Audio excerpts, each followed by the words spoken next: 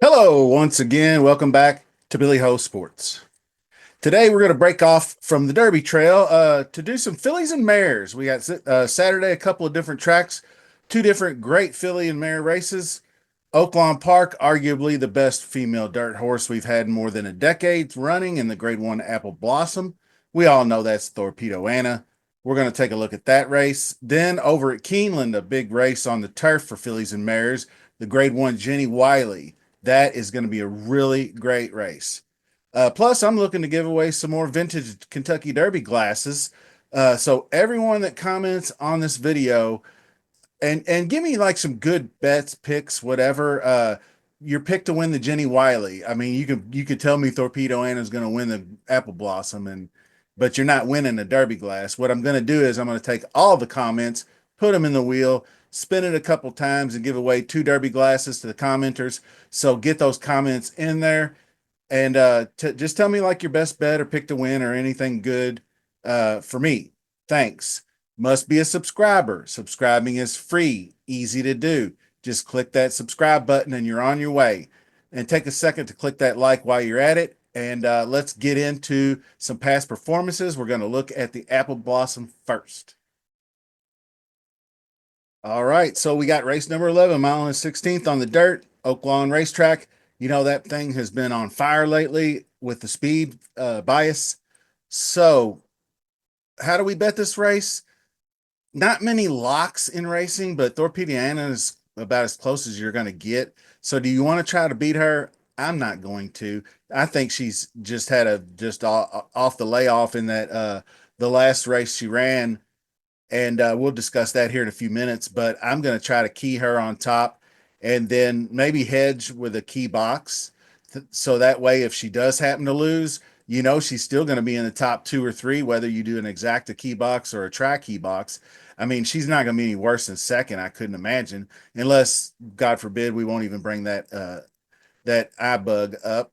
So I did that last time. Actually, the Azeri Stakes was the race that we were discussing, and I actually keyed her over keyed her with Free Like a Girl, and Free Like a Girl went off at 20 to 1. The exacta paid $23, so I doubled up on that, and that's how you get like a 2 to 5 chalk, 1 to 9 or whatever you go off at. That's how you get a little value out of it. So uh, number one, Sweet Alyssa, even though 30 to 1's juicy, that doesn't look like the one for me. I like the returning to dirt and all the stuff right here, but I don't think that she's classy enough. Neon Beach is the same way. Asmussen and Eric Asmussen is, but she's been really struggling in just minor league stakes, so I'm going to pass on that one too. And here's Free Like a Girl, 10 to 1. So yeah, we're not going to get away with 20 to 1 last time because she tracked Torpedo Anna in second the whole way, got within a head at that second call right there, but Torpedo Anna easily put her away. But I mean, she challenged a little bit anyway. So she just missed this Bayoka by a head, and that was over Wild About Hillary, and she's in this race, so we'll talk about her in a minute. So Free Like a Girl is definitely one I'll be using in the underneaths. She was good to me last time, so hopefully those 10 to 1, if it hangs in 10 to 1 area, we're gonna be happy about that. Julian Leparoux having a bit of resurgence. He used to be one of my favorite ever, especially on the turf at Churchill Downs. Loved him on the turf at Churchill back in the day, but now he just doesn't win as much as he used to, but he's having a little bit of a better season this year. You can see his win percentages. He's up around 15%, 138 mounts, 21, 2019. So he's getting into money too. And a pretty good record with the trainer last couple two races. Anyway, so that's definitely a use. Noble Miss, I'm going to pass on. Then you got Where's My Ring, the 5 horse, 5 to 2, second best. Val Brinkerhoff, Francisco Arieta took the reins in this optional claimer here and just roasted him, going a mile and 16th at Oaklawn. And that's probably going to impress a lot of people. Obviously, it impressed the odds makers to give her 5 to 2 odds. Twirling Candy is the sire. Good looking horse. I don't see anything why you wouldn't want to use her underneath. She's now 4 years old. Had a bad day at the Oaks last year, but she was the winner of the Gazelle, the Grade 3 Gazelle, going a mile and an eighth. So she's got some distance pedigree to her on the dam side. I mean, 6.7 is the limit when you start. I mean, that's about the limit for 6.7 for me. If you start going any longer than nine with that 6.7 links average wind distance, then I start to get a little concerned, but that's fine. But the nothing but optional claimers. So just two OCs out of the gate and got beat at 50 and then came back and win it.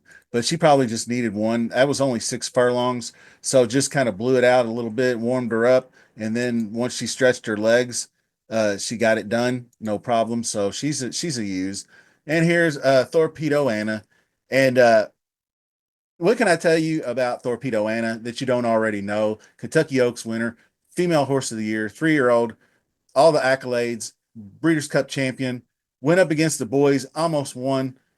So my grandma was named Anna, and she was a huge racing fan. Her sister, which would make my great aunt, and my uncle Gene had Rapid Stables, and they raced horses back in the 80s and 90s at Churchill Downs in Keeneland, Ellis Park as well for decades. I went and looked up some of the horses they used to have. It was so great.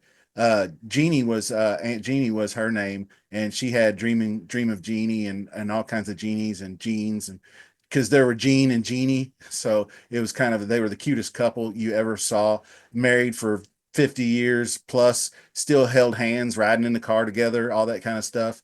So anyway, that's just enough about me background wise. But she would have loved my granny would have loved seeing this horse. She loved all horses named Anna. So rest her soul. I wish she could have got to see this one. But in the Azeri, she just had it her own way to an easy trip. And she's going to face a little bit more of a challenge here, but she's going to be doubled down on her efforts. So you probably saw her C plus to, or maybe B minus game. So if she goes to A minus or A game, she's blown them out of the water. So let's go back into the past performances. Number 7, Wild About Hillary. Wild about wiring them, sucker. She gets out there and gets it done, don't she? She did miss in the mud, and in November of last year, but it's tough to hang on in the mud. Was beaten by Free Like a Girl, as you can see here. So Wild About Hillary and Free Like a Girl are about pretty close on the same level. So if you're going to give me 20 to 1, I mean, you're not going to get any kind of Tracy Tanner and both excellent. Vasquez, great rider as well. So I think that's pretty solid. I'd like to a little bit better in the money, but I mean, she's 50%. Look at that ROI. So she's getting it done. Uh, Now, Wild About Hillary is the 7 horse. I think that's the field. I wanted to look at the bias. Here is your track bias. And obviously, wire percent up there, rail, pretty even spread as far as post position. But the early speed, early pressing is the way to do it. Torpedo Anna can do whatever she wants. She could go out there and set comfortable fractions and blow them off the line again. So the way I'm looking to bet this race is probably just a straight key, the 6 with 357, and maybe if you want to do like something like you would do in the betting world called a round robin, you would just bet like a key box, and then that way if you bet a key exacta, all she has to do is run in the top 2, and then one of your other underneath horses wins the race. So sometimes that could be of benefit if you get like a 10 to 1 that beats the 1 to 9 somehow by a miracle. You're going to get a better payout. But on to the Jenny Wiley fun race. This was an even better race. I want to get right into it. It's a mile and a 16th on the turf, Keeneland turf. And then you see the numbers that you need to win, and you can see how close the prime power is with some really, really good turfers. Excellent Truth, 5 to 2 morning line, Flavian Pratt, Chad Brown. So you give them a 29% rail post advantage, and those two together, even though it hasn't been as good lately in the last 60, you can see 12%, only 41% in the money. So a little bit of a backup there, but it's been over 8 months since she's raced. and her first try on American turf. So I can't really put her on top, but got to have her in the mix just for on principle. Now this one is a good looking horse right here. Choiza, 4-1, another shipper. She came from actually World Dubai World Cup Day in this monster effort to win by a head over Cinderella's Dream in that race called the Valentine. And they were right to it was a two horse match race down the stretch if you see it. And she outkicked Cinderella's Dream, who's top three in the female older turf ranks in the United States by easily. And then there's another one in the top three that she'll face in Sacred Wish today, but we'll get down to that. So if she's any kind of value, I really like this one. Luis Saez. I mean, Simon Crisford is just a legend overseas as far as training and management and just all things European racing types.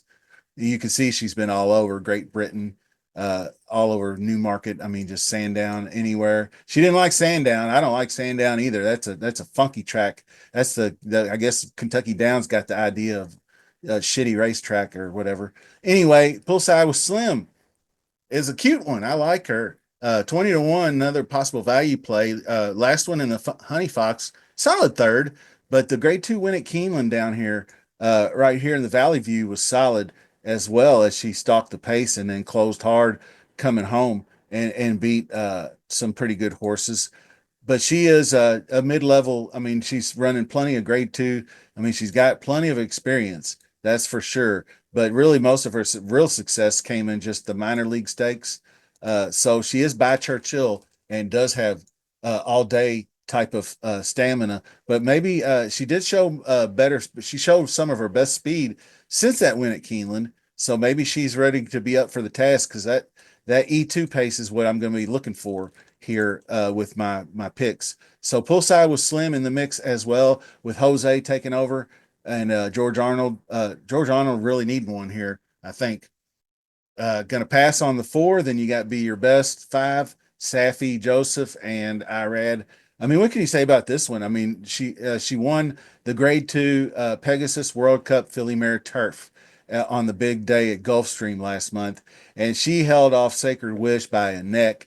And I mean, Sacred Wish was rolling home, and it was it was all right pace. I mean, it's not like it was a super slow pace that she couldn't catch, but it was a really good effort by Easy Ed Zahas aboard, tracking in second the whole way, and then getting up.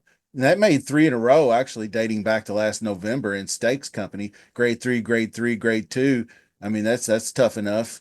So ever since Safi got her from Horatio De Paz, she's been quite successful on the turf. So Be Your Best in the mix.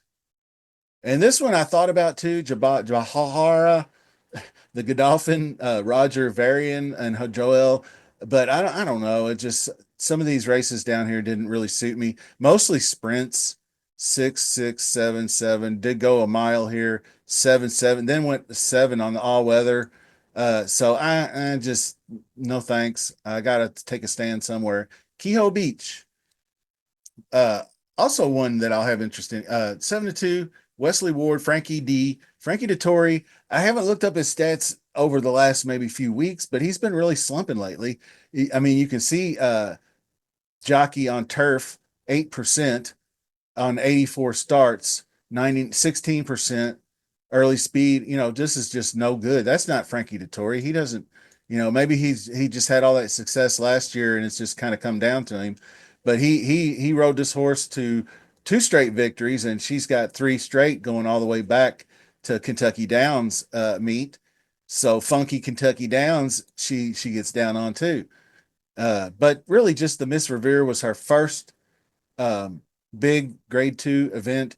Been off for more than 4 months. I'm going to have to see it. I think I got to take a stand against here because this one I really like. Sacred Wish, 8-1 is disrespectful in my opinion. 5-year-old mare by Not This Time. She runs them down in the stretch. Just missed in that Pegasus World Cup. If you saw, she was cranking home and missed by a neck. And then the matriarch grade one winner. So I mean, she's the class of the field, in my opinion. And at 8-1, there's no way that's going to hold up. So I could see her bet down to like 8-5. There could be favorites 8-5, 9-5, and 2-1 sort of deal, like three or four different horses spread around. So we'll see. Hopefully the odds do spread around and we get a little bit of value, but just nothing but the 90s and just very, very consistent. I think she can really crank it up to 105 down here like she did at Keeneland last spring. So keep an eye on Sacred Wish. I think the outside post might be just a slight disadvantage, but she's ready to roll. And then no show, Sammy Joe, monster Long Island race here. Mile and 3/8 last November, 98. Look at the 103 late pace coming home from downtown and missed by a nose to be your best. And I mean, she looked like she won that race, to be honest with me. Be honest with me. I'm being honest with you. So here's the bias I was talking about. Early, speed, late. Look, that is as even as you'll see it. And even actually the speed, the sustained closers are the ones that have the leg up this time around. So the rail post is for some reason 29%. I'm gonna say that's mildly fluky, but you probably do want to be in the top flight. Because if you really just go back up and look at it again, it's the start is pretty fair. There's your start right there. So you got more than half of the stretch drive to get to your position. I think Sacred Wish will have no problem with that. But George Weaver's kind of in a slump too. So beaten by Be Your Best last fall. That was oh, let's get back to Sammy Joe. I forgot to finish up with her on my final thoughts, and then we'll get out of here. But she was beaten by Be Your Best last fall, but she had done the slow fractions, -6, -4. You can see the 49 half mile. That's slow for, I mean, 3/8 is, but it's still slow. So she was cranking home. Manny can get her to the rail quick. She'll be a factor. So summing things up, wide open race. I like the number 2 Chuiza. Like I said, seems built for American turf, just the way she looked like she ran on like that Dubai turf, little drier, so to speak. The win over Cinderella did stick to me. Number 1, Excellent Truth can't be overlooked, and Sacred Wish. I kind of want Sacred Wish to win. I think hopefully I'll get some value on that. I think she is my pick to win, which is kind of funny because I'm going to take the 2 as my choice. Yeah, uh, as the key horse. I just maybe the closer to the rail, but just the way she looked in that race, I think maybe she could really, really pop here. So I'm going to take the 2 on top and then key with the 1, the 8, and the 9. So I'm going to use those last 2 horses, Sacred Wish and No Show Sammy Joe, and then number 1, Excellent Truth. Sorry, Excellent Truth. So that's all for the show today. I really appreciate you all joining me and watching all the videos, all the great comments. Remember, leave your comment here. We're going to do another draw. So till next time, see you soon.